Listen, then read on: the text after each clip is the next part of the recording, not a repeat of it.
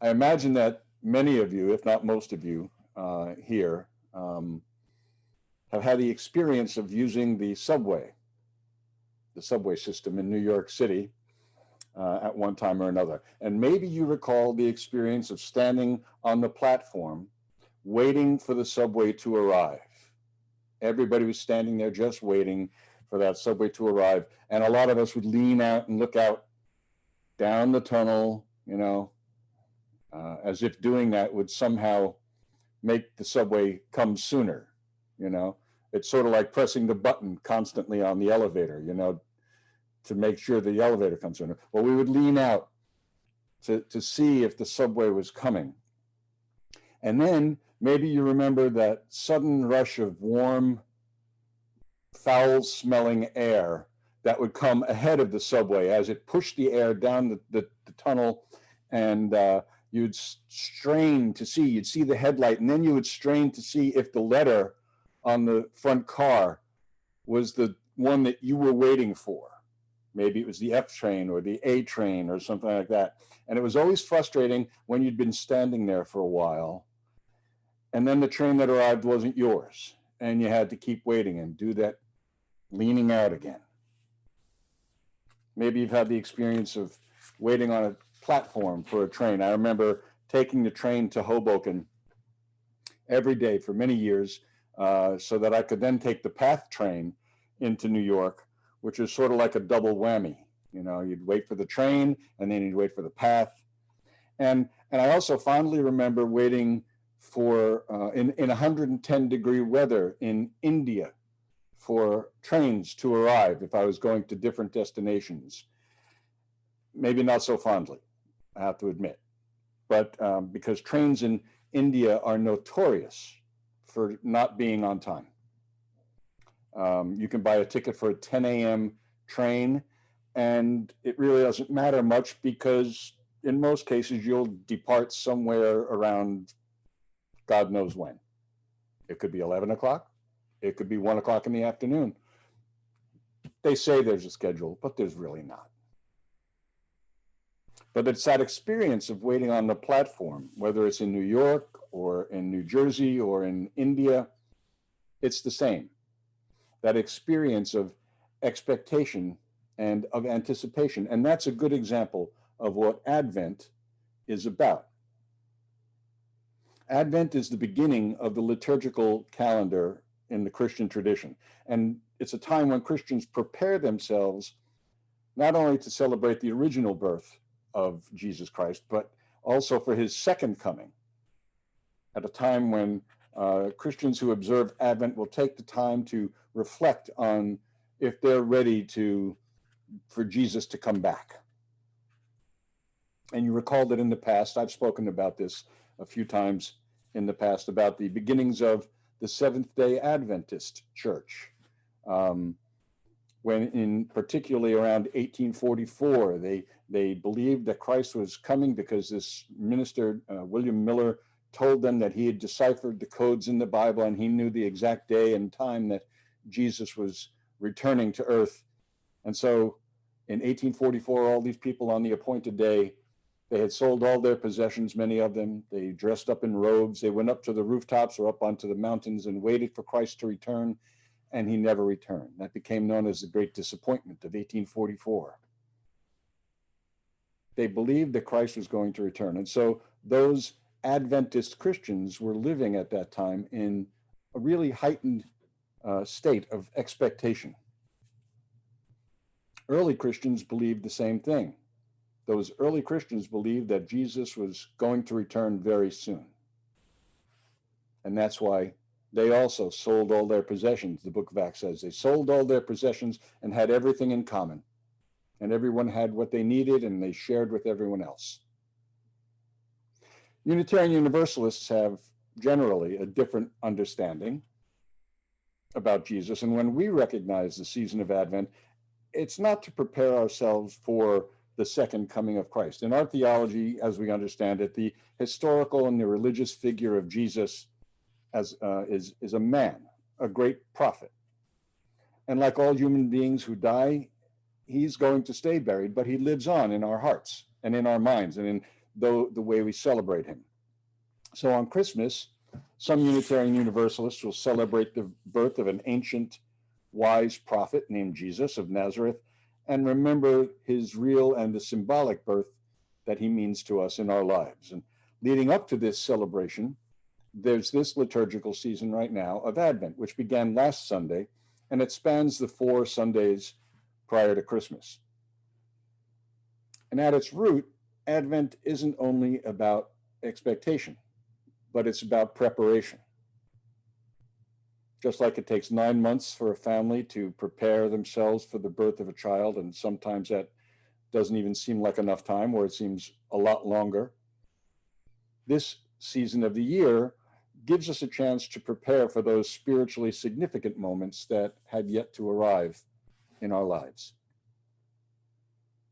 Some of those moments we know are coming.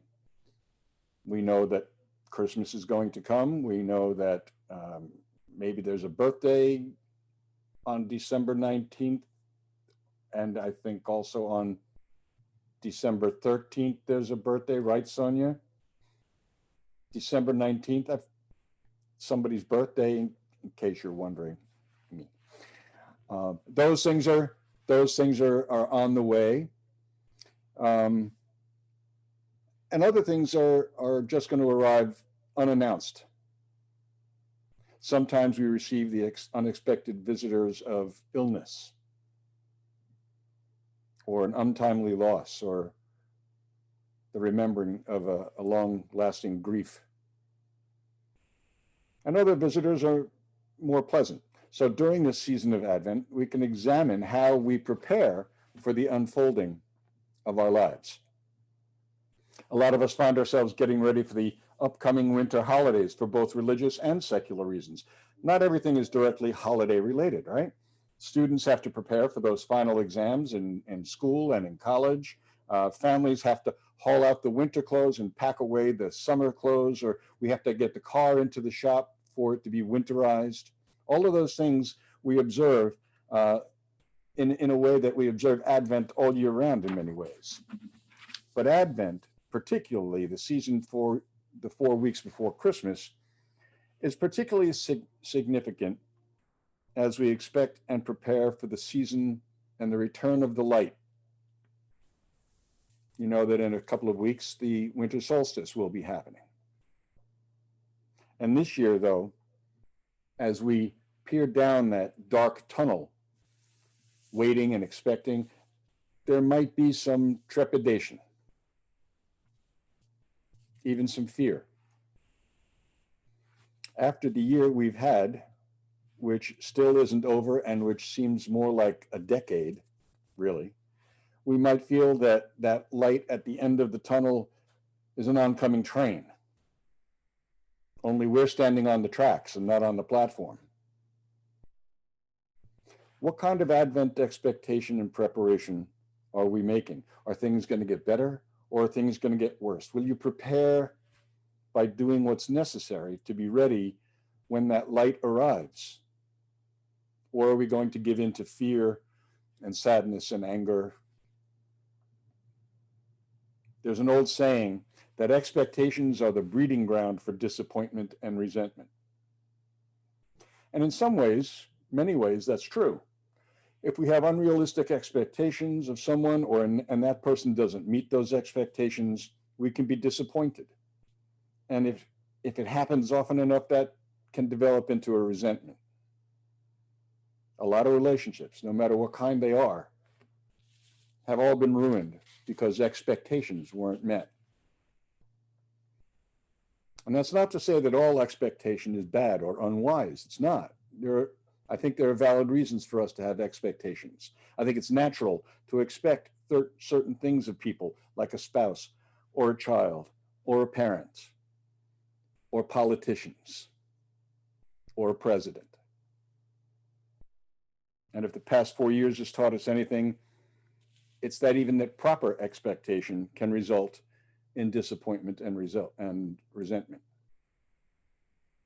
But Advent 2020 gives us a fresh chance to look ahead and to prepare for better things.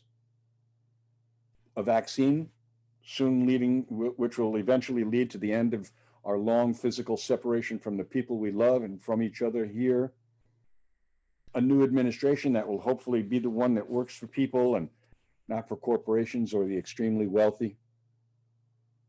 Perhaps it means a return to our job if we've been away from our office, or maybe finding a new job. But our anticipation shouldn't be unrealistic or Pollyanna-ish. The future isn't without challenges or disappointments, and if we expect that, our 2021 is going to be no better than our 2020. That kind of expectation can really wreak havoc on us spiritually. Like a lot of other people, like most of you, I'm sure, I can't wait for 2020 to come to an end. But Advent isn't about wishing for an ending. It's about anticipating what lies ahead with hope and with faith. And I'm reminded of the advice that Jalaluddin Rumi gives us in his poem titled The Guest House. I've read it before, and I'm sure some of you remember it.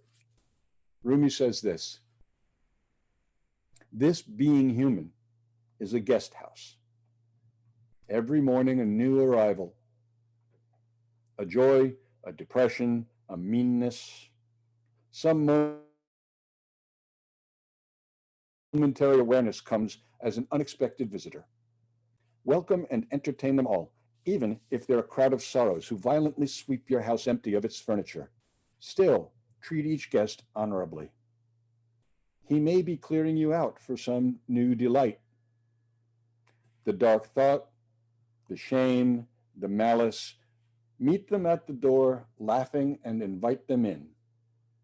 Be grateful for whoever comes, because each has been sent as a guide from beyond."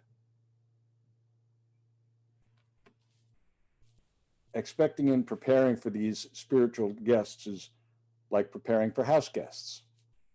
You remember having house guests, right, before COVID, especially around the holidays. Rumi reminds us that not all house guests are pleasant. Sometimes house guests stay a little too long. His poem has some challenges to it. He writes, "The dark thought, the shame, the malice, meet them at the door laughing and invite them in." And you want to say, really, Rumi?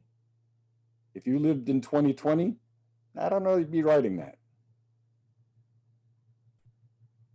The challenge in his words, though, is to remain open to spiritual transformation that comes even from grief and loss, even from those unwanted house guests, from living through one of the worst years imaginable in the memory that most of us have. I was watching the news this morning, and Lisa and I were amazed that they introduced a woman. Well, they told about this woman. She's 102 years old. So she was born and lived through the Spanish flu, lived through the Second World War, and a couple of other things. And now she's living through COVID, and she's had it twice and survived. Twice at 102. I don't think she was expecting that, but she managed to live through. Observing Advent can be difficult. It can be difficult spiritual work. The simplest part of Advent is the waiting for Christmas. That's the simplest understanding of it. Given early Christianity's adaptation to pre-existing holidays to sort of take and twist them around and make them their own, the placement of Christmas so near the winter solstice allowed some great metaphors to shine into that story. The person waiting to celebrate a spiritual Christmas is, at the same time, awaiting the return of the light of the sun, the dawning of the new light to the world. That gospel telling of the nativity story intertwines unexpected and natural happenings in the world with the purpose of the birth of Jesus Christ. Advent awaits the birth of the child who will increase understanding and justice. It anticipates the birth of one who would become a first-century rabbi and an anti-imperial activist whose teaching so impressed a small group of followers that even after he was executed as an enemy of the state, they would develop a set of practices and identities centered on their experience of him. They took the words of the Hebrew prophet Isaiah to heart when Isaiah said, "The people walking in darkness have seen a great light. On those living in the land of deep darkness, a light has dawned. For unto us a child is born, to us a son is given, and the government will be on his shoulders. And he will be called Wonderful Counselor, Mighty God, Everlasting Father, Prince of Peace. Of the greatness of his government and peace there will be no end. He will reign with justice and righteousness forever." You may remember those words from Handel's Messiah, if you've ever heard or sung in the Messiah. Now, it's in the same spirit that our Unitarian Universalist forebears understood what Advent means and why its meaning is important for us today. We don't take Isaiah's words literally and look for the literal return of Jesus in the clouds. We don't understand him as God, but we do understand that our preparation for a day when justice shall roll down like water and righteousness like a mighty stream, as the prophet Amos said, means that our Advent expectations have to be coupled with the work of Advent. That light at the end of the tunnel isn't a train barreling down on us. It's the light of a new beginning. And instead of just waiting, we have to walk towards it and bring about the realization of our Advent expectations. We're not at all times ready for the things in our lives to work on ourselves spiritually, and we're not at all times ready and prepared to birth justice in the world.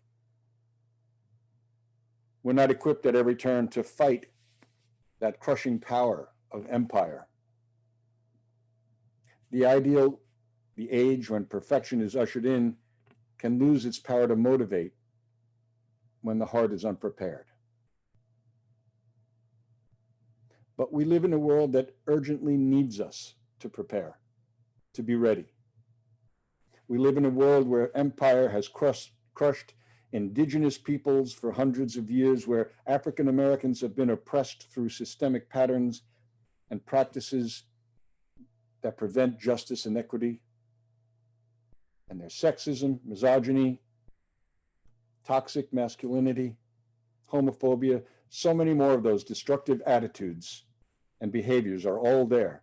And the soul of the world is waiting for us to end them. The world needs us to do what Jean Houston calls the soul work, so that we're prepared to act as allies for justice. And so we have Advent, a time of preparation, a time for our own personal spiritual reflection and personal soul work, but also a time for the soul to get ready to act, to dismantle the injustice that's inherent in the power of empire, and to prepare to do the work of bending that moral arc of the universe toward justice. May it be so. If you liked this video, please click on the subscribe button and then click on the bell to be notified whenever we post a new video.